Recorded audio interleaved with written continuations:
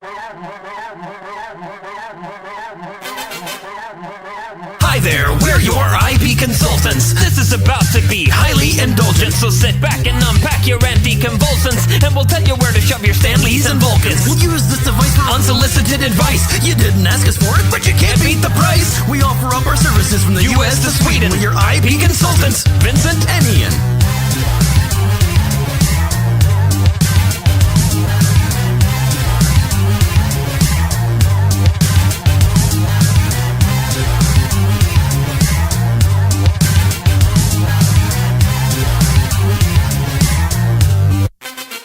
Welcome to Hubristic Park.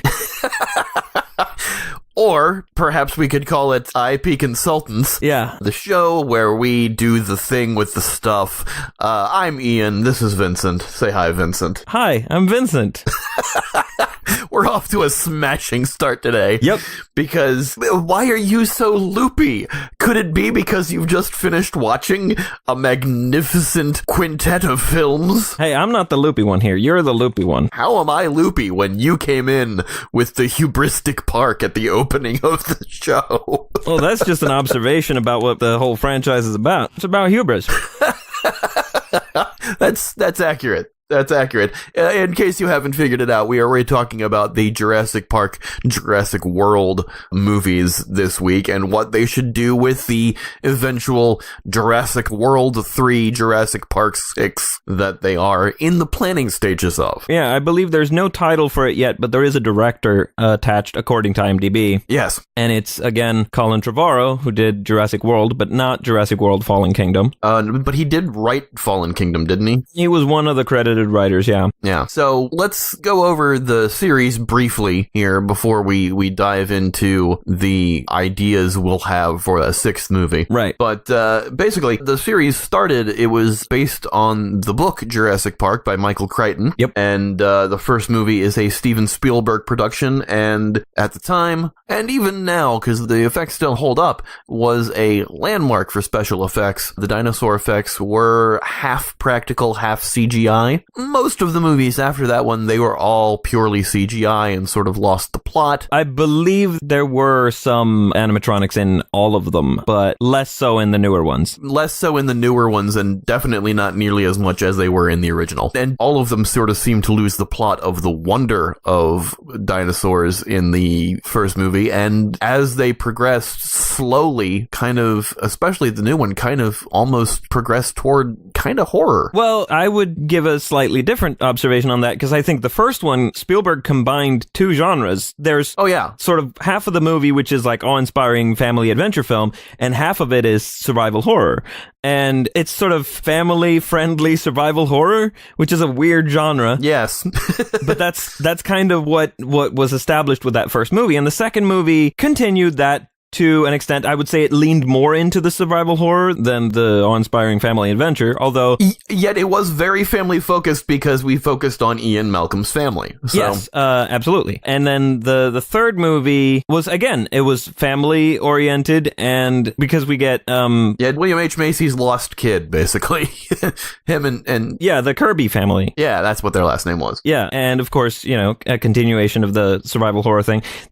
Both of those things have kind of gone away in the most recent couple of, or I guess they're still sort of trying to do it, but it's not quite clicking in the same way. Yeah. Jurassic World was kind of trying to walk in the footsteps of Jurassic Park, because it starts out as this kind of optimistic thing, and then everything goes to shit, which is kind of what happens in the first movie. But yeah, and also that movie mirrors Jurassic Park a lot, as does Fallen Kingdom mirrors Lost World quite a bit. Oh, yeah, that is definitely something I've noticed. But I think Colin Trevorrow didn't quite capture the combination of genres as well as Spielberg did. And I'm not a huge Spielberg fanatic. I'm cool with Spielberg. I'm not Spielberg's biggest fan. I can see flaws in his work, and I acknowledge that he's not like the greatest director ever, but I do think Spielberg had more of a handle on what to do with these movies than Colin Trevorrow did. And I would say J.A. Bayona, who did Fallen Kingdom, also has a defter better hand than Colin Trevorrow, in my opinion. I just watched Fallen Kingdom, and I enjoyed it. I thought it was fine. It's a ridiculous movie, but I love ridiculous movies. Everyone in that movie, everyone in the original Jurassic World is a goddamn idiot. There's a lot of idiots in the entire franchise. I would say... Yes, but it definitely seems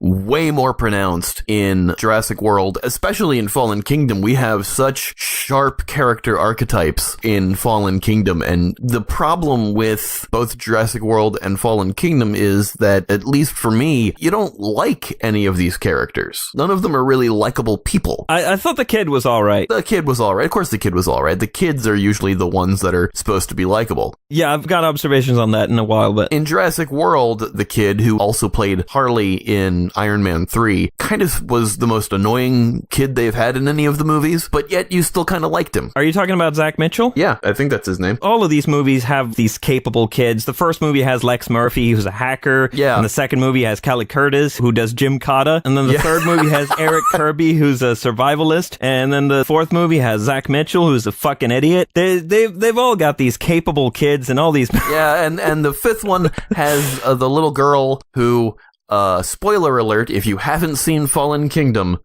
is a clone. Yeah. And that makes sense. I mean, I was pretty much waiting for that to happen at some point. At some point, there was bound to be a human clone, because the whole series... They telegraphed that like a frickin' sledgehammer to the face. Yeah, it wasn't a big twist. Yeah, exactly. But I would say the Jurassic Park / Jurassic World series is all about intelligence versus stupidity. And it's the intelligence that keeps us alive versus the stupidity that will kill us. And specifically, the idea that stupidity isn't a lack of intelligence. And I think this is very important. Stupidity is behavior in spite of intelligence. Yes, exactly. Exemplary of this is Dr. Henry Wu, played by B.D. Wong in Jurassic Park and Jurassic World and Fallen Kingdom. And as you say, a lot of the villainy, a lot of the antagonists of this series in every movie is always stupid because of hubris. Yeah. Your arrogance. Yeah, and many of these characters, especially Henry Wu, is a very intelligent character, but he's also very, very stupid. He's intelligent enough to figure out a shortcut to making dinosaurs and ways of tailoring them to specifications, but he's also stupid enough to do it. Yes.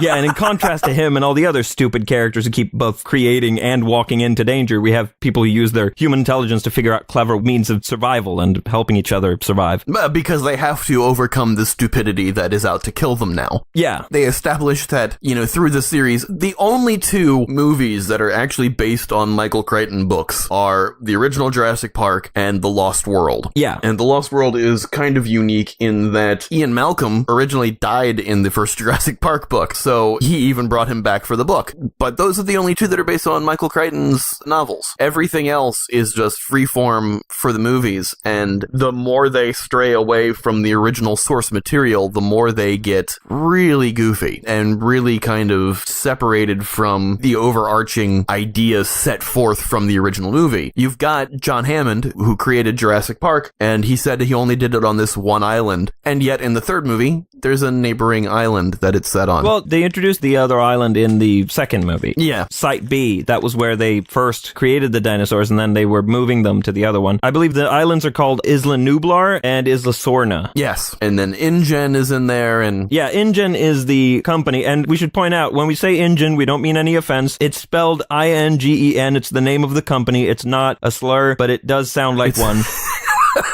It sounds close to one, yes. InGen. If you say it fast, it sounds more like a slur, but yes, it's InGen. Yeah. So the locations are those two islands. The Nublar Island is where Jurassic Park and later Jurassic World is, and Sorna is where Site B is, where there's just a bunch of dinosaurs running around, because that was supposed to be like an amphitheater, I think. Yeah. And then they decided, no, we're just going to make a whole park. But beyond that, you've gotten it taken away from John Hammond, mostly because the actor who played him passed away, and it's passed down to Henry Wu, who's taken over the park and given different people run of it. There's the billionaire who owns it and who runs it in Jurassic World. And then Wu is now selling the dinosaurs because the island exploded in Jurassic Park Fallen Kingdom. But more than that, you've got James Cromwell in Fallen Kingdom, who up until this point is an unknown character who was John Hammond's right-hand man and helped develop the idea of Jurassic Park with him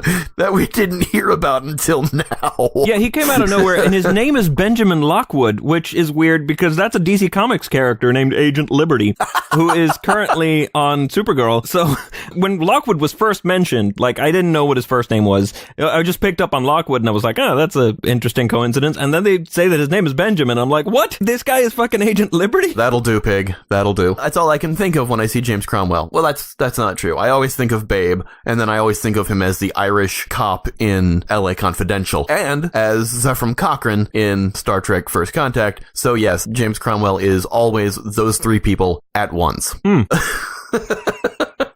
He's had a lot of iconic roles, and you take a step back and he's playing one of those three in every movie. There's a dialogue in the first movie, if we're going to get into a bit of the sort of long-term overview of the series. Sure. There's a line where Ian Malcolm, played by Jeff Goldblum, says, God creates dinosaurs, God destroys dinosaurs, God creates man, man destroys God, man creates dinosaurs. And then Ellie, played by Laura Dern, says dinosaurs eat man, woman inherits the earth. Now, this is just sort of a little joke in that movie. Sure. But in terms of long-term storytelling, looking at it as part of a franchise, those lines become what sounds a lot like a prophecy. They become like arc words. Like in a lot of long-running series and stuff, you have stuff that people say early on and then it comes true. So I think at some point, we're going to have to see woman inherit the earth. And you know who else was in that car? Lex. Yes. I'm thinking Lex inherits the Earth long term. I don't know how. She does it on her Linux system. I think it's Unix. Unix, that's what it was. Shit. But yeah, she's a hacker. I kind of want to see that character back because she was one of the first people to visit Jurassic Park, except for, as we found out, apparently the original Maisie's mother, biologically. Maisie's quote-unquote mother, yes. Yeah, genetic template. Maisie being the little girl from Fallen Kingdom. Right, the clone. So Maisie the First was apparently one of the first people to visit Jurassic Park, but that's a retcon. One of the first people we saw visit Jurassic Park was Lex, along with Ellie and Alan and Ian and Tim and Nedry, which is of course an anagram of nerdy. Yes, like that's some lazy writing. And Samuel L. Jackson's character, and there's a bunch of people in that movie. So I think it would make a lot of sense to bring back Lex. I don't know if Ariana Richards still is acting in anything. I don't see any credits on IMDb recently, but I don't know if she's doing theater or retired. I seem to remember the actor who played Tim, the young boy from the first movie, interacting with some people about Jurassic Park on Twitter a couple years ago. So there is a possibility of him coming back, but he's not the character you want to focus on with that. Well, the line was woman inherits the earth. Exactly, that's what I meant. He's not the one that you're trying to focus on in this woman inherits the earth idea. Yeah. Tim's still a great character and is definitely worthy of being brought back. Trying not to misconstrue what I say here, but I'm saying in a focus that you're trying to put on an eventual sequel with the woman inherits the earth line from the original movie, you obviously want to focus on Lex. Yeah, because what we are moving toward, as we saw at the end of Fallen Kingdom, is we're moving toward a world where dinosaurs and humans are, in quotes, coexisting. Yeah, kinda. And the implication seems to be that, the dinosaurs are gonna win because life finds a way. So at some point, pre-apocalyptic fiction can only stay pre-apocalyptic for so long before you either have to end it or end civilization. Like one of those things is going to have to happen at some point. Otherwise, there's no more series. At some point, the dinosaurs are going to win, and you're going to have humans struggling to survive in a world overrun by dinosaurs. Sooner or later, you're going to get there if you keep going. Yeah, which, I wouldn't mind watching. That could be a fun movie. Yeah, right. So in that scenario, there are this series has this tendency to establish characters and then abandoning them. Like we see in the first movie, there were characters, and then a lot of those characters aren't in the second movie. And in the third movie, we bring back characters from the first movie and not characters from the second movie. So this series keeps like, this character, bye-bye. This character back, and this character, bye-bye. New characters, and like, it just keeps shifting the characters around. And that's a fine thing for a series to do. But at some point, I think some characters from the first movie are going to have to come back who we haven't seen. And I'm thinking the kids. Yeah, definitely. Or like, even from the second movie, I think Lex Murphy, who's a hacker, could come back. Kelly Curtis, who does Gymkata, could come back. Eric Kirby, who's a survivalist, could come back. Like, all of these are characters who could be useful in the narrative in some way. I'm not saying, like, use all of them all at once and create a fucking Avengers team, although, who knows? Like, okay, ridiculous angle here. Ridiculous angle. Kelly Curtis is the Gymkata expert. She encountered dinosaurs at one point and used the Gymkata to survive. That's gonna stick in your head. You're gonna live your life going, this was fucking useful at one time. I'm gonna keep doing this. I'm not gonna stop. I'm gonna ready myself. I spun on a pole and kicked a dinosaur through a window. Yeah. This is something that not everyone can say. Yeah, exactly. Plus, her dad, Ian Malcolm, is Mr. Chaos guy who's like, you know, this is gonna snowball. This is gonna, he's a bit of a fatalist, in a way. Who was only brought into the last movie, for clout.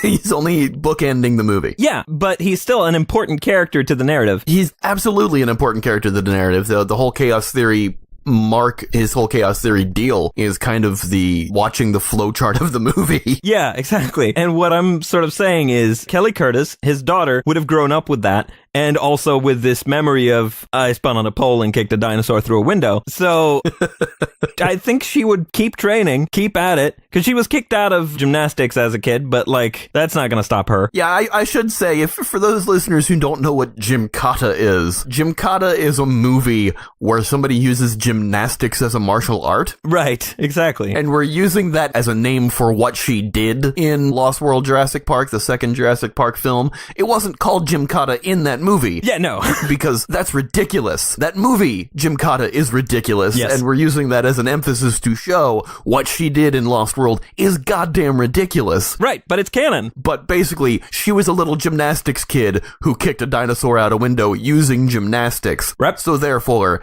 we're saying Gymkata. Right. Thank you for clarifying that. So what I'm getting at with this ridiculous idea is she keeps training. She basically becomes Batman. And Lex Murphy is basically Oracle. She's the guy in the chair. Mm-hmm. She's the Micro, the Oracle, the etc. The one who's on comms. Clearly. And doing all the techie stuff. And then you got Eric Kirby, who's a survivalist. So here you got a little bit of a team. So like, I'm thinking in the next movie or the movie after that, this is a little bit of a thing where you don't focus on them. You don't tell their story. You're telling still the story of Bryce Dallas Howard and Chris Pratt. Yeah, his name is Owen Grady, and Bryce Dallas Howard's character is Claire Daring. So Owen and Claire are still the focus of the movie, even though they're not my favorite characters, but they're what we're doing right now. They're nobody's favorite characters. Yeah, my favorite characters in the Jurassic World movie were Vivian and Lowry, and that's because I like Lauren Lapkus and Jake Johnson. Right. And I wouldn't mind seeing them back. Again, those are characters who were introduced and then just sort of discarded. We don't get to see them again. Yeah, but they were very side characters. Yeah, but their scenes were some of the best scenes in the movie. Of course they were. They got to do some improv. It was cute, and then there was a moment where he thought they were going to do the movie celebratory kiss moment, and she's like, I have a boyfriend. And then they had like an awkward friend hug, and I thought, oh, it was great. Yeah, that was like the most human moment in that movie. And the most humorous, and that's why they put those people in that role, so. Right, yeah. And I think that moment was probably not scripted. I think there probably was a kiss in the script, and I think probably Lauren Lapkus came up with the I have a boyfriend thing. Oh, yeah, absolutely. Or they came up with it together. I don't know. But that was very clearly not a scripted thing. Oh, yeah. Well, a good majority of his stuff wasn't scripted, I'm fairly certain. Yeah, so I think I want to see those characters again. But again, we're telling the story of Chris Pratt and Bryce Dallas Howard. I'm just going to call them that. Yeah, whose characters completely switch from Jurassic World to Fallen Kingdom. A bit, yeah. They have a weird arc. We'll call it that. Yeah, they basically become each other in Fallen Kingdom.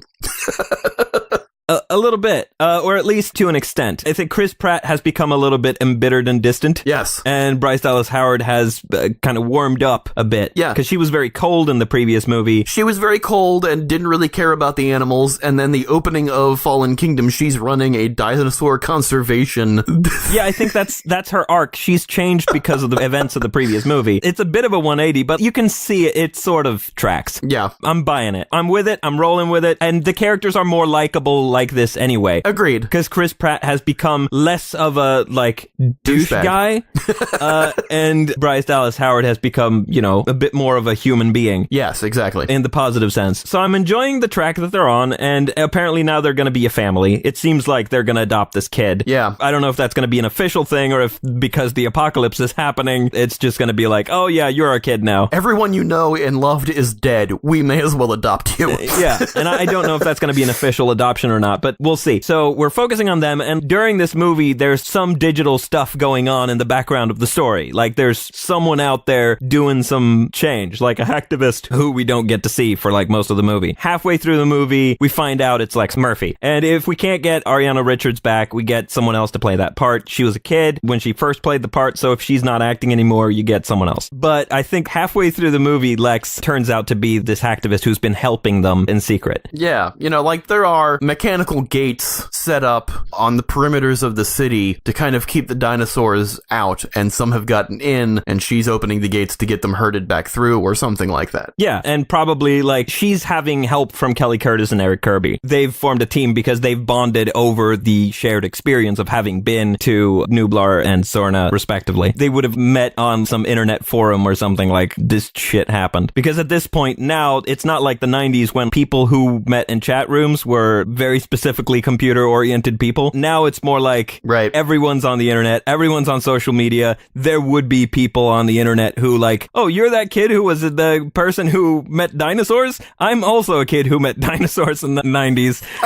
Maybe we should talk and form a little bit of a support network. I feel like that's a thing that would happen in the age of social media. So they would get together and they would sort of assist each other in this trying to stop the apocalypse thing. Absolutely. So they would be sort of working in the background while we're focusing on these other characters. That's an idea. I definitely dig that idea. I think that's an interesting way to go. But considering how much Jurassic World kind of aped the framework of the original Jurassic Park, and to an extent, Fallen Kingdom definitely apes the framework of Lost World, especially with the dinosaurs coming to America. Right, because there was the San Diego incident with the T-Rex got loose. Yeah, so there's definitely a lot of story beat parallels between Jurassic World and Jurassic Park and Fallen Kingdom and Lost World. Jurassic World 3 should probably, following that theme, have story beats similar to Jurassic Park 3. Not saying that we should have a raptor say Owen or anything like that, but we should definitely have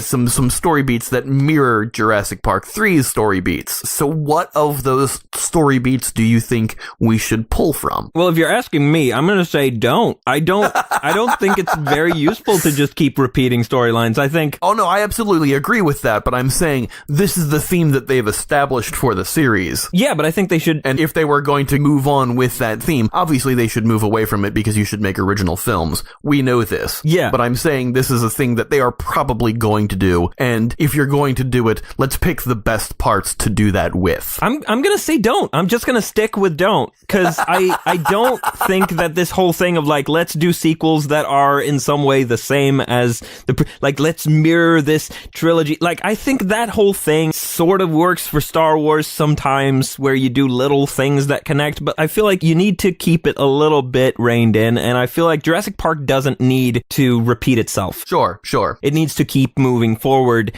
and it needs to bring back characters, and it needs to continue on themes that were established, and it needs to expand on storylines, but it doesn't need to repeat stuff. I feel like the whole repeating stuff thing is not helping. I feel like that was the least interesting stuff about Jurassic World. To me, was all the stuff that was, oh, this is just Jurassic Park again. I saw Jurassic Park. I could just watch Jurassic Park again. Right. I want a continuation of the story, and if that means echoing stuff, if there's a narrative benefit to doing that, then sure, do it where it makes sense. But to me, it's like, no, we're moving toward an apocalypse now. That's the track we're on. Let's tell that story, because at some point, it's just going to be stuck in a loop if you don't move forward. All right, I agree with that. I think that's probably the best way to move. I was just trying to see if there was interest in doing what the series had clearly established what they were doing. Well, do you have any ideas along those lines? No, I mean, I do like the family searching for their kid who was lost on the island. I thought that was an interesting angle, and then bringing in Dr. Grant to help find him was interesting. I didn't think it was a great plot in order to get them back to Jurassic Park for a third time, but it was still something interesting. So, having a family lose their child amidst dinosaurs is still something. Well, we do have a child who is a bit of a survivalist, in a sense. We do have a child who's a bit of a survivalist, in a sense. Or at least interested in the thing. Yeah, I mean, you've got the new family of Owen and Claire and Maisie, and you've got the Kirby kid who's a survivalist now. But, you either bring the Kirby kid in to help Owen,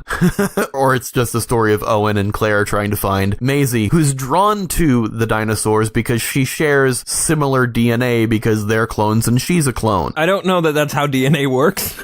I'm saying in the established world of Jurassic World, they used the similar cloning methods. I don't think that they used obviously the same DNA, but it's bad sci-fi at that point. Yeah, because that's another track. Because, I mean, there is this thing of gene splicing that is happening where, I mean, already from the beginning, you're using frog DNA and bird DNA to patch up these DNA strands. Right. And they've continued to do on that track. They've developed that with the Indominus Rex and the Indoraptor. Yes. Which is like a smaller of the same thing almost with some more extras. But this is a track that they're on where this genetic splicing is happening. I think it's inevitable that if this keeps going, I'm not saying necessarily in the next movie, but at some point, because we've seen a human clone now, we're going to see human gene splicing at some point. Yeah. Now, I'm not saying we're going to see a human dinosaur hybrid, because I think it would make more sense to stick within, like, mammals. Yeah, definitely. Although I wouldn't put it past them. We shouldn't see that. Yeah. It's a thing that they could do in terms of, like, they might, but I'm saying as an IP consultant, don't do a human spliced with a dinosaur. Do a human maybe spliced with a saber-toothed tiger if you gotta do anything along those lines. That's really weird. I was just going to say saber-toothed tiger. And because of how the whole time thing works, when we start going on that track, unless we're doing this series for a very long time and waiting years and years before we get there, when you do get to genetically modified spliced human hybrids, it's going to have to be a baby. Yeah. Because otherwise, you got to wait like 20 years before you get to the point where you can do that plot. Although Maisie isn't a baby, so cloning already has a bit of a head start, but the thing of gene spliced humans, I mean, that seems like something that the military would be trying to do, and you would have, like, the military is holding these mutants trapped in a cell. In a bunker somewhere. And we gotta rescue the mutants, and now we're doing the Mighty Mutanimals in the Jurassic Park universe. There's a crossover we could see. So yeah. InGen's a side corporation of whatever was written on the can of ooze from Turtles. Well, it was TCRI, but it's TGRI in the second movie, but it's TCRI, but that's aliens who made that. Well, we know that, but I'm saying InGen could be a side project of that too, considering we're talking about the freaking Mighty Mutanimals in here. Yeah. Yeah, okay, so let's go down that route. In the 1400s, the Utroms crashed in Japan. Oh, I've started on a TMNT rant again, I'm sorry. Well, that's how you get Mighty Mutanimals. Do you want Mighty Mutanimals? Because that's how you get Mighty Mutanimals. Yeah, you crash aliens in Japan in the 1400s. So... Where were we? We were talking about regular gene splicing in the Jurassic World area. Right, we've had gene spliced dinosaurs. At some point, you're gonna move away from the dinosaur. I'm not saying move away from the dinosaurs in terms of the franchise. You're still gonna have the whole dinosaur thing. But somebody would be like, oh shit, this dinosaur crisis is happening. We're gonna have to keep up. So we're gonna have to do this transhuman thing of turning humans into weapons. Something that can compete with the dinosaurs. Yeah, exactly. So we're gonna have to take this gene splicing, cloning technology technology, and we're going to have to make special humans. And these special humans are like being MK Ultra. Oh, yeah. Like that sort of thing, but with gene-spliced clones. So that's a thing that would be happening at some point. They're making these cloned human hybrid babies who are being traumatized as a means of mind control, and they are being trained. So eventually you're going to have to rescue some of these kids and give them the help that they need. And now we're on a track of this is spin-off stuff. Yeah, this has turned way more into harder sci-fi than Jurassic Park kind of originally was. Jurassic Park is very soft sci-fi. It's got a little bit of cloning. It's got dinosaurs back in the real world, you know. I think you're misusing the terms hard and soft sci-fi, but I'll let it slide. Because hard sci-fi is that it's more scientific. Yes. And soft sci-fi is that it's more in the realm of fantasy. And this is kind of in the realm of fantasy because dinosaurs. And pushing it more harder into the harder sci-fi, it is going more scientific because you're moving past cloning dinosaurs to gene splicing. So I think I'm using it kind of properly. Well, we've already got gene splicing. Gene splicing was in the Jurassic Park movie in the first one. I'm saying you're moving it beyond the things that you've already brought over from the fantasy realm and bringing it more into gene splicing on humans. That always seems like it's a little bit more pushing it, in my estimation anyway. Well, I'm just trying to follow the logical pathway of like, okay, so there are people who are very, very rich and people in the military, and there are people who want to exploit these dinosaurs. They're going to turn these dinosaurs into weapons. We're basically turning Jurassic World into the island of Dr. Moreau. Yes, that's kind of part of where I was thinking. I was thinking a little bit Mutanimals, a little bit Island of Dr. Moreau, and a little bit X-Men maybe. But the track that we're on is the military wants dinosaurs to use them as weapons, right? Sure. They want to use them in warfare. They want to control the dinosaurs and make attack dinosaurs, right? And then you've got rich people who want to use dinosaurs for like trophy hunting and, well, sport hunting and stuff. And they maybe like exotic pets. I don't know. So you've got these people who want to exploit dinosaurs, and that's obviously snowballing, and there's gonna be chaos and shit's gonna go really bad. So somebody's gonna have the quote-unquote brilliant stupid idea of going, oh, well, in order to keep up with these dinosaurs, we're going to have to start messing with human DNA. We're going to have to start making humans more. We're going to have to, like, okay, keep the human intelligence, but add all this other stuff that we can give them. And that's going to be the military antagonist that we've had in the past couple of movies, especially in Jurassic World. It was it D'Onofrio or? Yeah. Yeah, it was D'Onofrio who was the military antagonist in Jurassic World, trying to train the raptors to be weapons for the military. Yeah, Hoskins. This is obviously the next extension of that because we now have dinosaurs in the United States. So let's get the military involved in getting Wu to start gene splicing humans to combat the dinosaur menace that is now set upon the continental United States. Well, it's mostly in Seattle area, but whatever. Right. And that's a long-term thing because obviously babies. So yeah, you're starting with babies and you got to rescue these babies from whatever training operation they're doing where they're like raising these babies in all the wrong ways in order to turn them into weapons. So you need to rescue the children. And I'm not saying like you do a full-on mutanimal where like it's like half human, half a specific animal. These are humans who have been altered in very specific single gene ways, like this gene from this thing and this gene from this thing, like they're doing with the dinosaurs. They're sort of genetic hodgepodge enhanced humans. Here's the thing though. I don't think they should be babies because this is obviously several years after the events of Fallen Kingdom. The movie itself is several years after it, but the movie's timeline can also be several years after it. It doesn't have to be babies.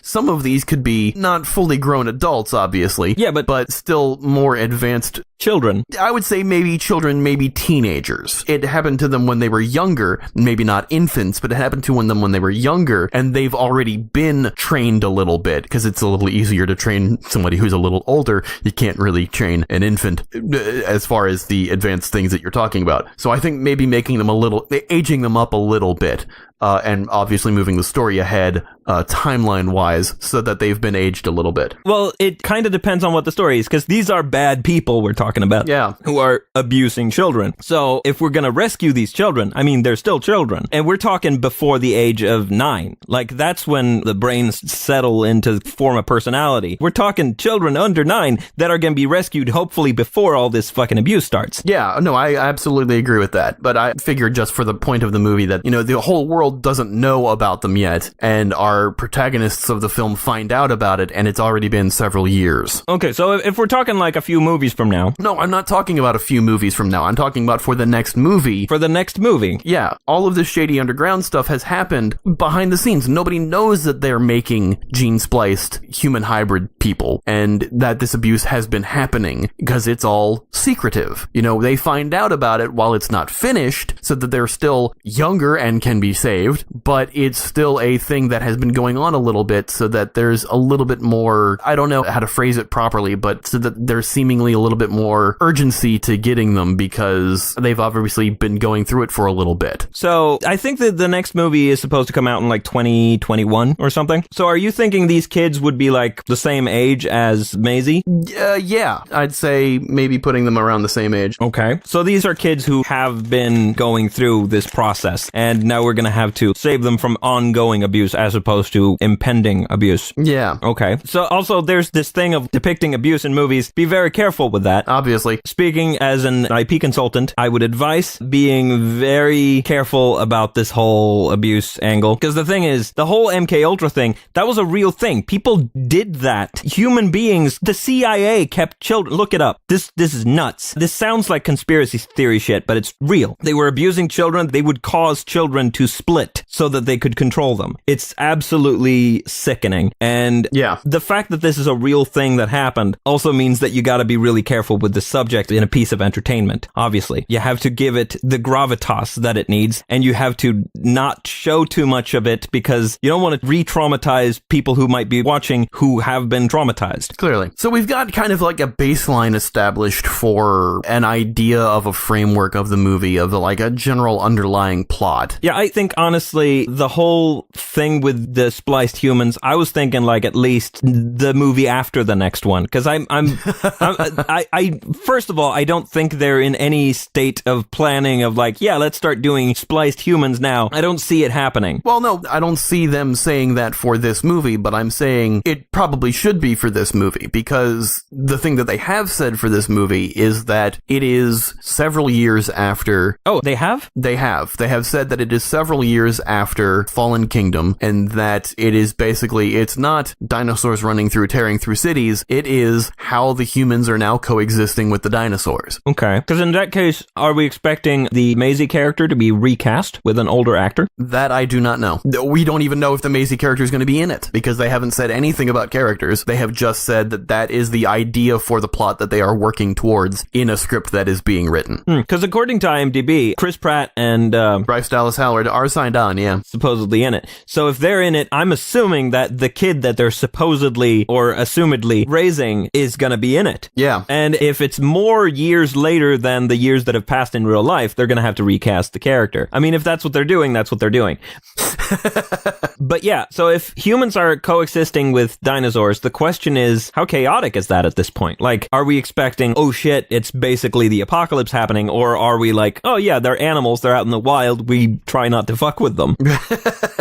I think it's, I mean, at least from the pitch that they had said, was that it's basically they're out there and we're trying not to fuck with them. Occasionally, a raptor will wander into someone's backyard and mess things up for a little bit. But, I mean, that doesn't make for an exciting movie. So they're like bears. Yeah, exactly. It doesn't make for an exciting movie. There has to be some sort of conflict to kind of bring that up. And well, I'm assuming that's where it starts, but then later there's running and screaming. Of course.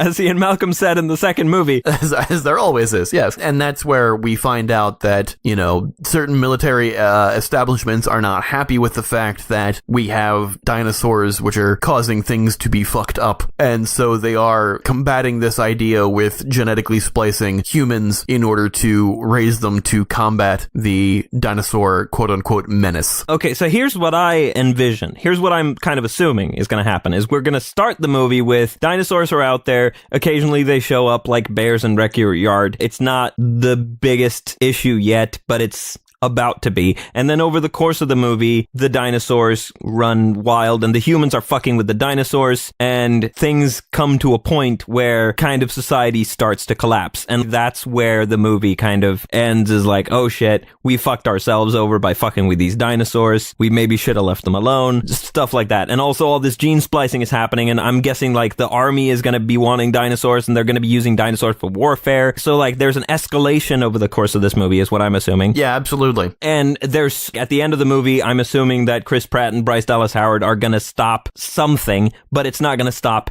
everything. That's usually what happens. Right. You stop something, but you don't stop everything. So there's still... You put a Band-Aid on the dam. Yeah. On the big gaping wound. So this dinosaur crisis is still rising, but they've managed to contain it and they've managed to survive. I think the end point of the movie will, I think, be they survived it. They've protected their family. Because if we're going with the thing of echoing the third movie, there was that thing of like getting the family back together. Yes. I think that's maybe what's going to be at the end of Jurassic World 3, is we're going to have a family surviving the apocalypse, essentially. So the apocalypse is happening and this family is surviving. That might be Chris Pratt, Bryce Dallas Howard, and the kid, and maybe some other characters we might meet. Sure. Which could be Lex, could be Kelly, could be Eric. Yeah. These are possibilities. Could be Tim. So I'm thinking that will be the close of this trilogy, and then I'm thinking the next trilogy is where we'll start having human splicing. Okay, I see. Because when you had started saying all of that, I assumed that you were saying this for this next movie that we're talking about. I definitely wasn't. I didn't think that this was going to be movies further down the line. Well, I was thinking as a larger view of the franchise, I'm thinking at the end of this movie, we're going to find that, I guess Lex is doing a bunch of stuff in the background with her two friends, Kelly and Eric, and they've been helping out, and now they've joined up with Chris Pratt and Bryce Dallas Howard at the end of this movie. And then in the next movie, as we start the new trilogy, we start dealing with human splicing and the rescuing of these MK Ultra children. Yeah, that's why I was trying to focus it on the next Jurassic World movie, because you're jumping ahead before we've even established what the next Jurassic World movie was going to be. So, well, the reason is because they're already doing the next movie, and I'm pretty much assuming that we pretty much know what's going to happen in the next movie. The apocalypse happens and they survive. Like, that summarizes it, and I pretty much gave my observations on like, okay, yes, I want Lex back. I want maybe Kelly and Eric back. Yeah. These are things that you could do in the next movie to make it tie more into the first three movies. Sure. You get one kid from each movie to come back to say, okay, yeah, now we've bookended these two trilogies, and as we move forward into the next trilogy, that's where I project the assumption that at some point somebody's going to mess with human DNA. And that's another thing with that. You are pushing for them to make another trilogy, and I would say, no. Well, yeah. Then let's have Jurassic World 3 be the last one, because it's already ridiculous enough. Again, that's a perfectly reasonable. Well, my thought isn't so much that they should make another Jurassic trilogy, but that this would lead into a new series of films set in this universe that's been established. They would be pushing into Xenozoic instead of Jurassic, and now the Xenozoic age, it's just going to be Cadillacs and dinosaurs. Well, I think, because I'm thinking of this in terms of the larger in-gen franchise. Sure. As opposed to just the Jurassic series. Because I'm thinking the Jurassic Park trilogy is 3 movies, and then the Jurassic World series is 3 movies. And do you go to a Jurassic Galaxy series after that if they're following the naming conventions of the Mario games? Well, I'm thinking we go away from the Jurassic convention of naming. I'm thinking for the next trilogy, if we're looking at it that way, I'm not saying, hey, make another trilogy. I'm saying this is a possibility of how to take the universe forward. If we're looking at it as a cinematic universe as opposed to a series of films, the next thing that you can do in this universe is to focus on what else would be the logical next step of this trajectory of this world. And I think there could be interesting stories to tell in a world where there are dinosaurs running rampant, dinosaurs being used for military stuff, and human gene splicing. Like, there's stories to tell with those pieces. And that doesn't necessarily have to be part of the Jurassic Park, Jurassic World thing. It would be a new thing that would be part of the same universe, in the same way that Thor is in the same universe as Iron Man, but sure, okay, it's not an Iron Man sequel. You're making a Jurassic cinematic universe. I get it. So here's the thing, though. If you've got a movie where the dinosaurs are running free and the military is using them, we've already got established that there are hero dinosaurs in this series. You've got the T-Rex that has been in all 5 movies. It is the same T-Rex. Is it? I didn't know that the T-Rex in the... Yes, it is the same T-Rex from the very first movie. It has survived this long and made it all the way through to Fallen Kingdom. Because the scars match up, they've established that it is the same T-Rex. Oh, I didn't pick up on that. So this is the same T-Rex that has rescued the protagonists, whether intentionally or not, throughout all 5 movies. Also, we have also now established in this new trilogy Blue. that the raptor Blue is a hero character. While it does act on its animal instincts, it also responds to things that Owen tells it to do. So you have these 2 established hero characters that aren't human protagonists. Right. And do you establish a franchise based on them moving on beyond what the humans are doing into your cinematic universe, or even just having them be the focus in the next movie and having that be the baseline that pushes it forward? So you're suggesting that these characters, the T-Rex and Blue, are the C-3PO and R2-D2 of this universe? Yeah, they're a steady through line from the original film. The T-Rex especially is the through line from the first trilogy. Blue is the through line through the second trilogy. Well, what I'm asking is, are you suggesting that they should continue to carry through the way that C-3PO and R2-D2 have and be around, or are you talking about a story specifically focusing on those characters? I think the focus is going to move from human characters to the dinosaur characters, with the humans being the background characters for anything moving past this trilogy. I feel like this movie will incorporate them. The next Jurassic World 3 will have them in it, and they'll be, a big part of it. But I think the focus will shift given a new trilogy, especially given the fact that it's, as you are pitching, it's apocalyptic story, and it's going to move on from humans anyway. I don't think I'm following you down this track, because I don't think you can do a movie with the main characters being dinosaurs unless you're doing a version of the TV show Dinosaurs. No, I'm not saying they're absolutely the main character, but, in a Transformers movie, you've got the Transformers are supposed to be main characters. Yeah, but they talk. Yes, that makes it a little easier. But I'm saying, I think they would probably be something that pushes something forward a little more, rather than these human characters that honestly nobody gives a shit about.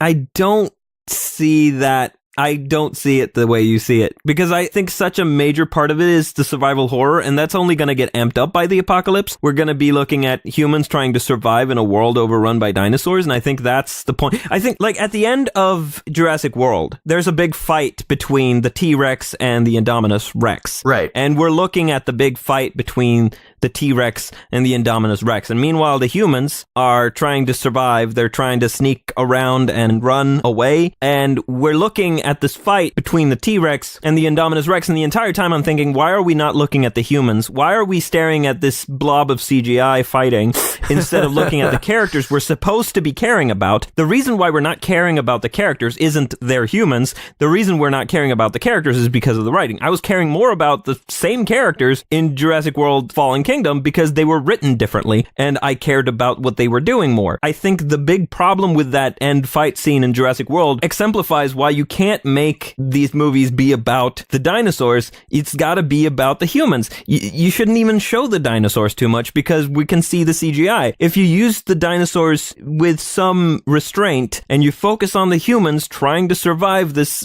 stomping beast coming after them, that's to me where the story is, and where you're going to find the connection between these human characters. And I think, yes, Blue is a pet. Blue is an animal that they have made a sort of pact with, for lack of a better... connection with. Yeah, they've formed a connection with this animal, and it's part of the story for them. It makes sense. One of them's an animal trainer, and it's a whole thing. He raised that baby. So the idea of Blue is connected to Chris Pratt's character. They have a bond. And I think the entire thing about caring about Blue comes from caring about Chris Pratt. The T-Rex, I didn't even know that was the same T-Rex. Oh yeah, that is the same T-Rex, and the Brachiosaurus that dies when the island blows up at the beginning of Fallen Kingdom is the same Brachiosaurus that they see in the original Jurassic Park as well. Well, Like, I don't care. To me, I don't care that they're the same dinosaur, because I don't know these dinosaurs. They show up, they do some stuff, they try to kill you, and maybe you survive. The thing that I care about, or the thing I want to care about, is the humans. This is very different from Transformers, because with Transformers, I want to care about the Transformers. I want Transformers to be about the Transformers. I want Ninja Turtles to be about the Ninja Turtles, but I want Jurassic Park, Jurassic World, whatever you call it, to be about the humans trying to survive in a world that humans destroyed by creating dinosaurs. Because again, God creates dinosaurs, God destroys dinosaurs, God creates man, man destroys God, man creates dinosaurs, dinosaurs eat man, woman inherits the earth. That's the prophecy. So I want to see that prophecy carried out in some regard. I'm not saying like literally, but I'm saying this is about the relationship between humans and the world that they have created now. I'm in agreement with that. I was giving this kind of as a what if. So I definitely see your end of it. But I was also saying this is a possibility. What if they went and followed these because they do have these as hero characters? Or maybe not even just following them, maybe not making them the forefront, but making them kind of a bigger focus. Not exactly having them be lead characters, but definitely having them be, for lack of a better way of explaining it, a lead focus. You know, having them be impetus for things to happen, as opposed to just being dinosaurs that are there. Do we know what the lifespan of a T-Rex is? How long is that thing going to live? No idea. And, even if we did know that, it's, it's probably completely undone from reality to movie. So I'm sure they'll have a way of explaining that, because it's a clone and because we used spliced DNA, the lifespan is actually longer now and we're unable to calculate it. Something like that. Okay, so here's a thought. Here's a loose little thought. Okay, so Blue will carry over into the next trilogy, and we're going to focus on this clone kid, Maisie. Maisie is going to form a bond with Blue because she saw Blue in the video. She knows Chris Pratt, and Chris Pratt is going to be like her new dad, I guess, and she's going to be alongside this pet, and they're going to form a bond. That's going to be her dinosaur now, I think. I think that kid and that dinosaur are going to be best of friends in as much as a human and a dinosaur can be. But secretive friends, because Blue ran off at the end of Fallen Kingdom. Owen let Blue go. Yeah. Let Blue go to be free. But secretly, in the backyard, Maisie and Blue meet up. Yeah. And she's got a secret pet. Yeah, I think in the next movie, we're going to see more of Maisie and Blue bonding. And after that, I think in the one after that, I think they're going to join back up. I think Maisie and Blue are going to be a team, maybe in the next trilogy. Sure. And Chris Pratt and Bryce Dallas Howard are, I don't know, dead or something. Sure. That all makes sense to me. Do you think that now that you know that this T-Rex is the same T-Rex from all the movies, do you think that in Jurassic World 3, they'll kill that character off finally, considering how much that character has sustained through all the movies? Well, the question is, what has that dinosaur done? It's been dangerous and it's been fortuitous. It's shown up at the right moment. That dinosaur has been Deus Ex Machina for a lot of the movies. Yeah, it tends to show up and just eat whatever's attacking somebody, not because it's attacking somebody, because it doesn't care. Yeah. It's not eating these dinosaurs because it cares. It just, even in the latest movie where they were running from the volcano, was that the T-Rex that killed that other dinosaur when they were rolling in the ball? Yeah. So that scene, what I was thinking in that scene wasn't, oh good, the dinosaur came and saved them because it cares about them. No, not at all. That was not my thought. My thought was, why is this stupid ass fucking dinosaur that is running from a fucking volcano stopping to eat another dinosaur? Why are any of these dinosaurs stopping to attack these kids? Why are dinosaurs stopping to attack anything while they're running from a fucking volcano? They're running from stuff, and they're attacking people, and they're attacking each other, and it's like, you're either running or you're attacking. Those are two different activities. You don't do them at the same time. So my thought, I was thinking, why is any dinosaur attacking anything in this scene? They're running from a volcano. That should be the main focus of these dinosaurs. Why are they stopping to attack things? Yeah, and thereby rescuing the humans slightly. It took me out of the scene. Sure. Right, so I wasn't thinking, yay, they're being rescued by this nice dinosaur from this bad dinosaur. I was thinking, these dinosaurs are fucking stupid. Well, they are stupid, and that's kind of the point of them. But anytime that the T-Rex, quote-unquote, rescues our protagonists, it's not doing it to rescue it. It's just doing it because this T-Rex wants to fuck shit up. It thinks it's the dominant species. It thinks it's the badass motherfucker who's gonna come in and fuck the shit up. Hey, you think you're the badass motherfucker? This is my island, dude. I'm gonna be the one who's gonna kill you. Right. It's trying to establish dominance. It's all establishing dominance and a power move. It just happens to coincide with rescuing the humans. Right. Exactly. So I don't think of that T-Rex as a character. I think of that T-Rex as a threat that is sometimes useful. It's a useful MacGuffin. So I don't particularly care specifically what happens to that T-Rex. I mean, they could make me care. You could tell the story in such a way that I'm like, oh, the fucking T-Rex died. Or, oh yeah, the T-Rex died. Yeah. Either way, because it depends on what the situation is, really. Sure. Is the T-Rex being dangerous right now, or is it being useful? Because the T-Rex doesn't have a bond with anyone. No. The T-Rex is just trying to rule the plains. Island. Yeah. Wherever the T-Rex is, it wants to rule. Yeah, that's what Rex means. Exactly. So it's just trying to Rex. It's just trying to Rex. Trying to Rex shit. It's Rex in effect. Okay, well, that's some decent baselines for several different threads. Kind of a very basic idea for what the third movie in this trilogy will be, and then where to push the franchise after that. Yeah. I think we've given a lot of good options. Yeah, and I think you could stick with the title Jurassic World, because, I mean, the world is going to be overrun by dinosaurs, so it would be like a continuation of it anyway. And plus, Jurassic World has that sort of built-in pun of like, it's a park, it's also the world. So, yeah, it's a double entendre, and it works. I think you can stick with Jurassic World, but have like subtitles. Sure. Like Jurassic World : something something. Well, I think we've got the established baseline. I think that's probably a good place to stop. Yeah, I think this has been a brainstorming session of sorts. Definitely. It has been a brainstorming session of sorts. If you out there have any suggestions for what we can talk about next, or any comments on what we have talked about, you can email them to us at ipconsultantspodcast@gmail.com or tweet us at ipconsultpod. And you can also visit us on our Facebook page at facebook.com/ipconsultpod.